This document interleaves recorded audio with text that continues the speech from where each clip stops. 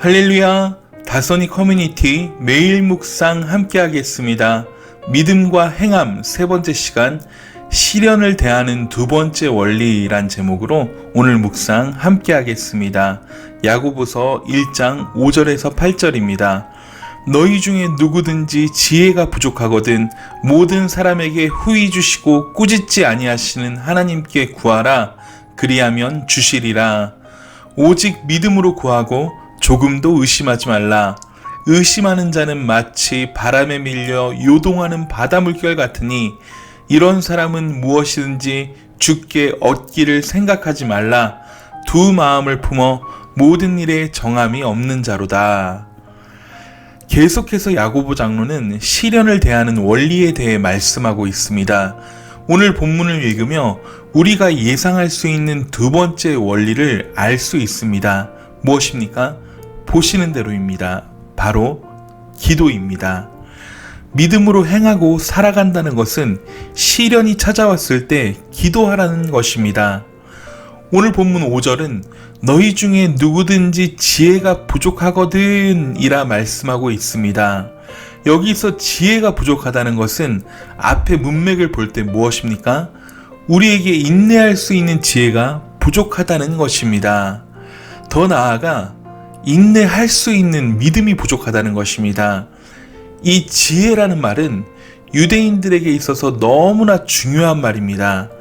유대인들이 최고의 지혜서로 꼽는 성경은 바로 잠언입니다.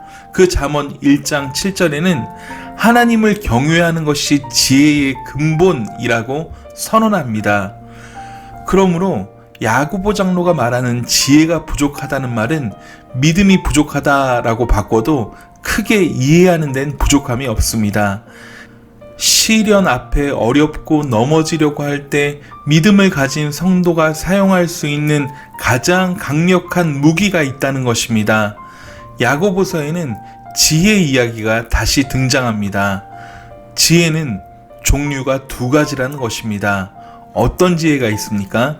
야고보서 3장 13절에서 18절까지는 위로부터 난 지혜와 땅으로부터 난 지혜를 구분하고 있습니다.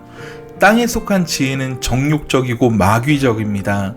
이 지혜는 고린도전서에도 등장합니다. 고린도전서 3장 18절 이하에는 이 세상 지혜에 대해서 설명합니다. 고린도에는 스스로 지혜롭다고 여기는 사람들이 있었습니다. 그런 사람들로 하여금 스스로 자기 꾀에 빠지게 하는 것이 세상 지혜라고 설명하고 있습니다. 그러나 위로부터 오는 지혜는 성결하고 화평하고 관용하며 양순하며 긍휼과 선한 열매가 가득하고 편벽과 거짓이 없다고 야고보 장로는 설명합니다. 사도 바울은 위로부터 오는 지혜가 자랑하지 않게 하고 하나님의 능력을 신뢰하여 지도자에게 순종하게 한다고 말씀합니다. 시련을 만날 때 지혜가 부족할 수는 있습니다. 여러분, 우리는 연약한 사람들이기 때문에 충분히 그럴 수 있습니다. 흔들릴 수도 있고 연약해질 수도 있습니다.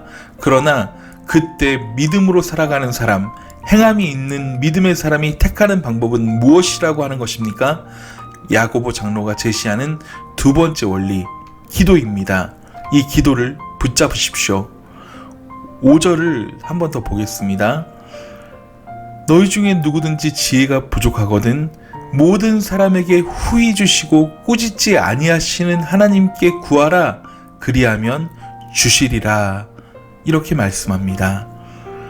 여기서 중요한 것은 모든 사람입니다. 모든 사람. 이 모든 사람에는 학력이나 권력이나 돈이나 외모나 이런 세상적인 배경이 중요하지 않다는 것입니다. 단지 믿음으로 주님께 나온 사람이면 충분하다는 것입니다. 그런 모든 사람이 하나님께 기도하면 아주 후하게 부어주신다는 것입니다. 혹시 아직도 기도가 어려운 분들이 있습니까? 그렇다면 이 본문 말씀에 꾸짖지 않으신다라는 말씀에 주목해 보십시오. 하나님께 구하는 기도가 유창할 필요는 없습니다. 어느래도 괜찮습니다.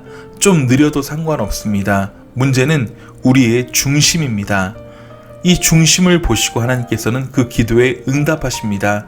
하나님께서는 어떠한 상황과 환경이든지 어떠한 마음이든지 하나님께서 기도하는 자를 꾸짖지 않으신다는 것입니다. 주님, 내가 이런 상황 앞에 지혜가 정말 부족합니다. 이길 수 있는 믿음이 전혀 없습니다. 주님, 나를 도와주세요. 이렇게 기도하십시오. 하나님은 우리가 기도하는 것에 대해 후히 주실 뿐만 아니라 그 내용에 대해서 꾸짖지 않습니다. 이 부분에 대해서는 믿음을 가지십시오. 예수님의 가르침의 3분의 1이 기도였습니다. 기도가 얼마나 중요한 것인지 우리가 성도라면 깨달아야 합니다. 그러나 우리가 주의해야 할 것이 있습니다. 우리가 주의해야 할 것은 기도가 응답되지 못하는 경우도 있다는 것입니다.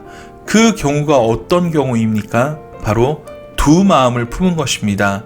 의심을 품고 기도하는 것입니다. 믿음의 반대편엔 꼭 의심이 있습니다. 즉, 두 마음이 있다는 것입니다.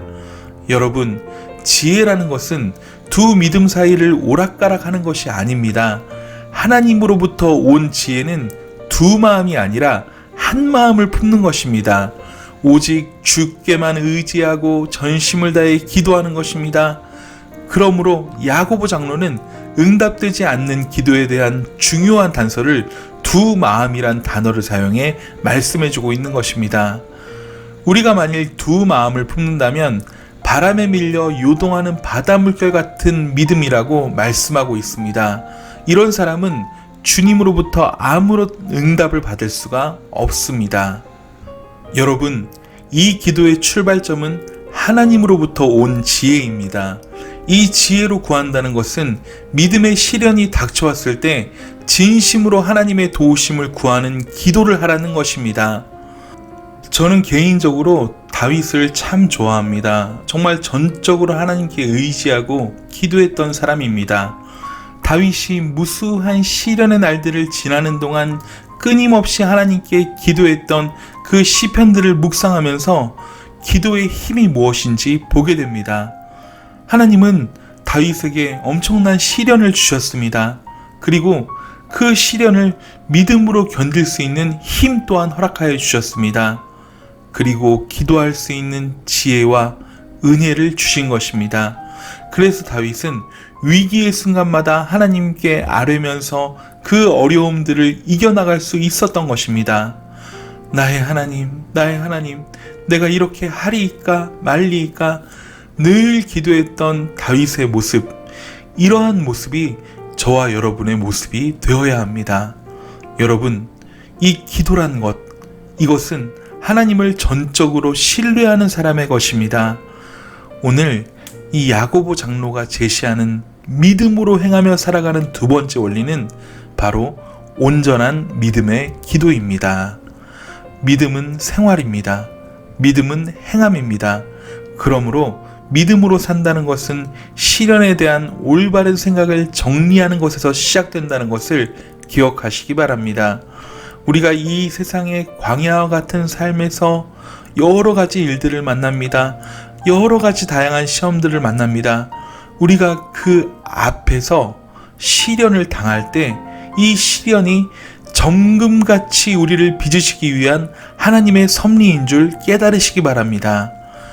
오늘 하루도 온전한 믿음의 기도로, 믿음의 행동으로 승리하는 하루 되시길 간절히 소원합니다. 사랑하고 축복합니다. 샬롬.